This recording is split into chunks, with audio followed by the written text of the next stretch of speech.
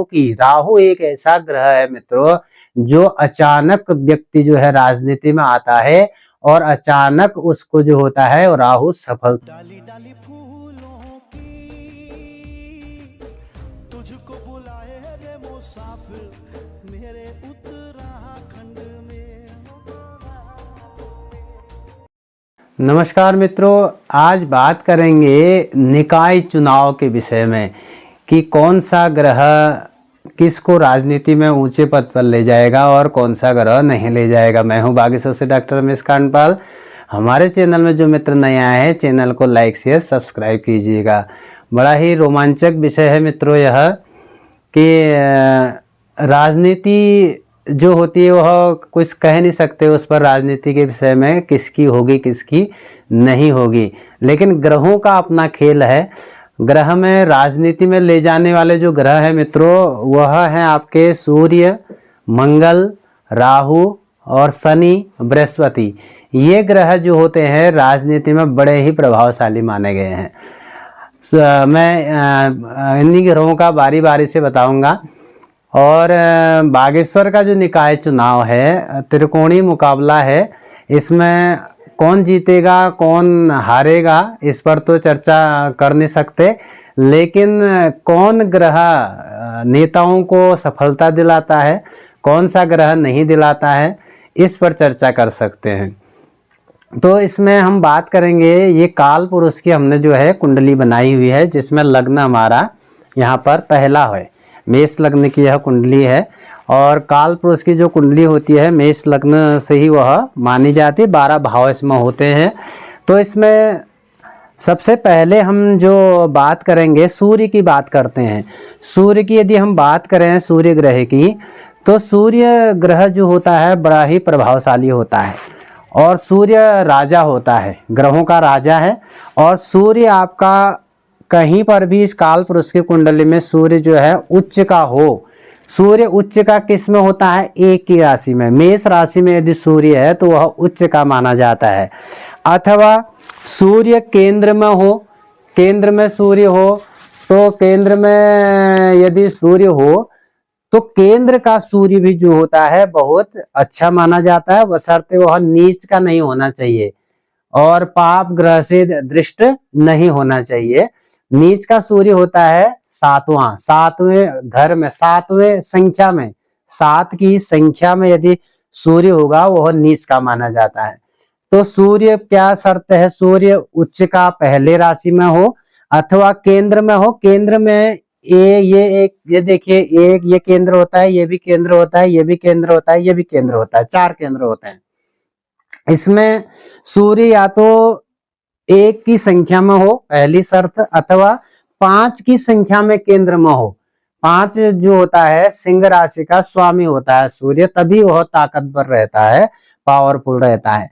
तो इसमें यदि सूर्य होता है तो व्यक्ति जो होता है राजनीति में सफलता को प्राप्त करता है। सूर्य यहाँ केंद्र में, अथवा सूर्य 9वें स्थान में हो और बलवान हो, स्वगृही हो, अपने घर का हो, 5 में हो अथवा 1 में हो, यहाँ पर 9वें भाव में, अथवा सूर्य 5वें भाव में हो, इधर बलवान हो, अपने घर का हो 5 की संख्या में, अथवा उच्च का हो 1 की संख्या में।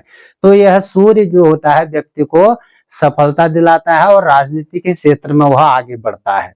और राजनीति के क्षेत्र में बात करें तो चतुर्थ स्थान जो होता है वह जनता का होता है, चौथा भाव, यह चौथा भाव जनता का होता है। 10वां भाव जो होता है वह राजनीति का होता है, 10वां भाव राजनीति का और चौथा जो होता है जनता का। तो इसलिए इसमें क्या होता है कि चतुर्थ भाव में कोई भी आपके जो होते हैं, जो ग्रह होते हैं शुभ ग्रह, उनको कोई पाप ग्रह नहीं देखना चाहिए ताकि आपको जनता धोखा न दे सके।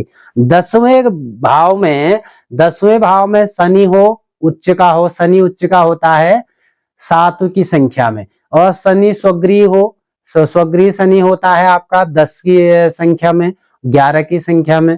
तो यहाँ पर यदि दशमेश 10 मजबूत हो, 10वां आपका शनि हो, 10वां आपका राहु हो, 10वां आपका स्वगृही होना चाहिए, राहु भी यहाँ पे होगा तो राहु 3 की संख्या में यहाँ पर होना चाहिए, तब वह स्वगृही माना जाएगा। और 10वें भाव में आपका मंगल हो, मंगल भी यदि किसका हो, मंगल यहाँ पर स्वगृही हो, स्वगृही माने 1 में हो अथवा 8 में हो अथवा उच्च का 10 में, 10 की संख्या में उच्च का हो, तो मंगल भी यहाँ पर जो होता है व्यक्ति को राजनीति में सफलता दिलाता है। और यहाँ पर आपका शनि, शनि आपका केंद्र में हो, केंद्र में 7 की संख्या में हो शनि, तो भी आपको सफल बनाएगा। बृहस्पति आपका केंद्र में हो, बृहस्पति आपका उच्च का हो, बृहस्पति आपका उच्च का होता है कर्क में, वो भी आपको जो होता है राजनीति में सफलता दिलाता है। और मित्रों और बात करें हम इसकी राहु की, राहु एक ऐसा ग्रह है मित्रों जो अचानक व्यक्ति जो है राजनीति में आता है और अचानक उसको जो होता है राहु सफलता दिला देता है। और राहु की महादशा में ऐसा भी देखा गया है कि व्यक्ति रातों रात अचानक से राजनीति में प्रवेश करता है और अचानक ही वह सफल भी हो जाता है। तो राहु ऐसा उथल पुथल मचाने वाला ग्रह है, बशर्ते यह राहु क्या हो, राहु यह केंद्र में हो, चाहे वह इस वाले केंद्र में, चाहे इसमें, चाहे इसमें, चाहे इसमें। और यदि वह राहु 3 की संख्या में हो तो वह बहुत ही मजबूती देता है और व्यक्ति को सफल बना देता है। तो यहाँ पर हमारा जो निकाय चुनाव की जो मैं बात कर रहा हूँ, इसमें प्रत्येक व्यक्ति की जो कुंडली है उसमें या तो उसका सूर्य मजबूत का होना चाहिए, मंगल मजबूत का होना चाहिए, शनि मजबूत का होना चाहिए, राहु मजबूत और बृहस्पति मजबूत होना चाहिए। अब ये 5 ग्रह सूर्य, शनि, राहु, मंगल और बृहस्पति ये मजबूत होंगे जिसके उत्तरोत्तर, माना किसी का सूर्य मजबूत है बाकी 4 ग्रह कमजोर हो गए तो पीछे हो जाएगा, और माना किसी के 4 ग्रह मजबूत है, एक कमजोर है तो आगे पहुंच जाएगा। किसके चारों पांचों 5 मजबूत है, सूर्य भी, शनि भी, मंगल भी, राहु भी, बृहस्पति भी, तो उसको जो है सफलता प्राप्त हो जाएगी।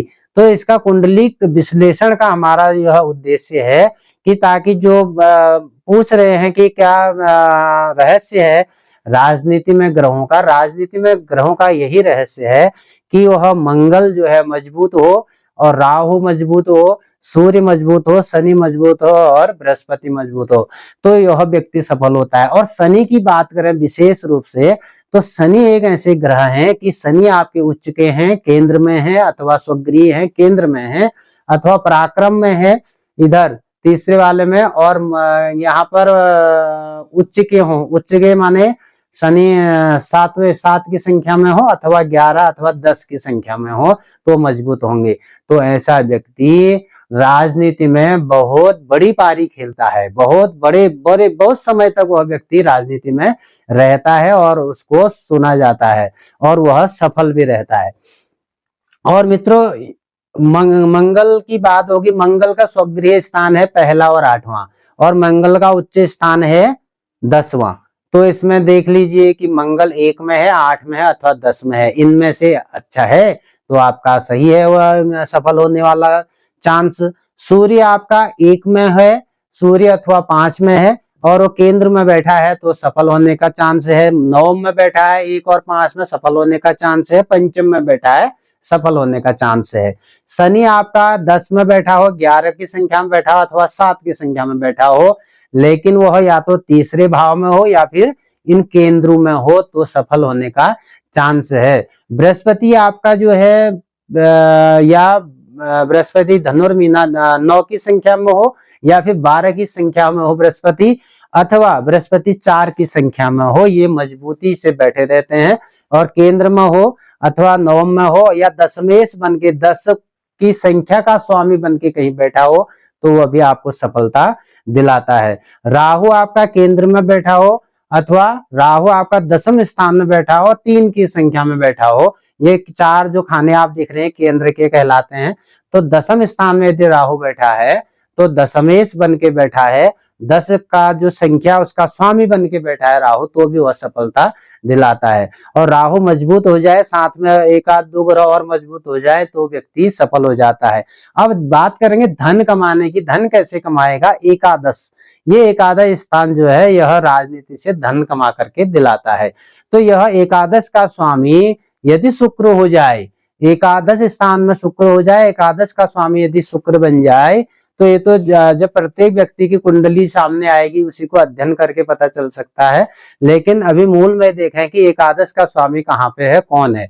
तो यह यदि आपके सामने आ जाए, एकादश का स्वामी मिल जाए, एकादश का स्वामी शुक्र बन जाए और ये पांचों ग्रहों में से कोई बन जाए तो व्यक्ति राजनीति से धन भी कमाता है।